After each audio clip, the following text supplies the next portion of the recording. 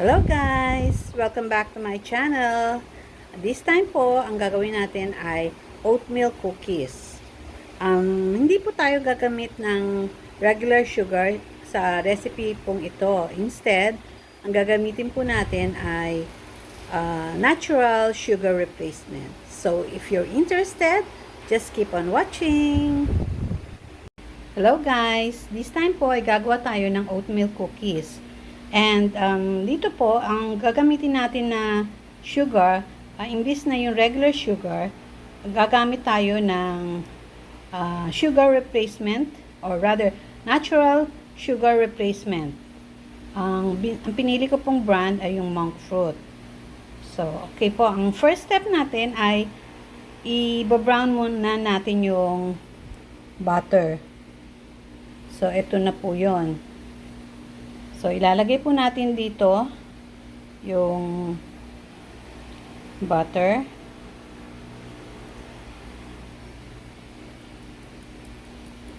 Okay.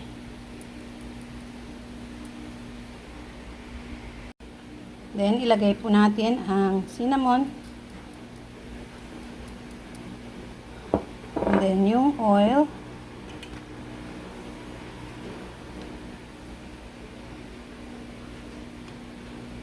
Then, ito po yung sinasabi kong sugar replacement.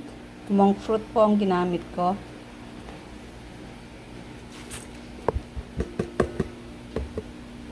Okay. And then, yung vanilla. And then, lagay natin itong egg. Then, i-mix lang natin siya hanggang maging well blended.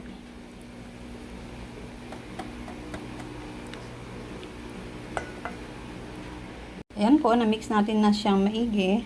And then, lagay natin yung flour na kasama na po yung, nilagay ko na po yung salt and baking soda. Okay?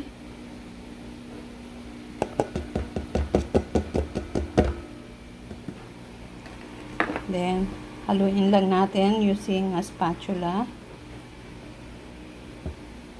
hanggang no traces of flour na.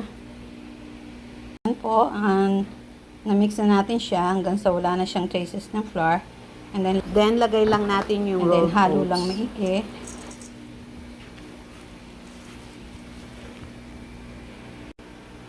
Then, lagay na rin natin yung raisins at saka yung walnut. Then, continue mixing po. Okay? Ayan na po, nahalo na natin siyang maigi. This time po, palamigin muna natin siya. Lagyan natin sa ref for at least 30 minutes. Okay, and then, at saka natin siya i-form. Okay? Ayan na po guys, after 30 minutes sa ref, nilabas ko na po siya at finorm ko na po into a ball. And then, preheat ko lang yung oven sa 190 degrees Celsius, 10 minutes, and then, at saka natin siya isasalang. Salang natin for around 10 minutes po. Okay?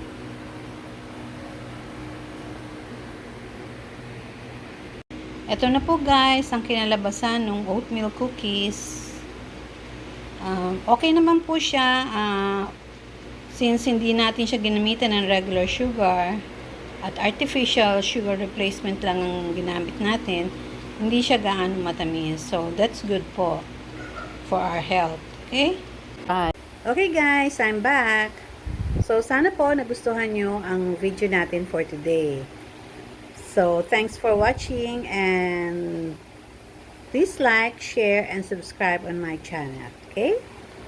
Bye! See you on my next video!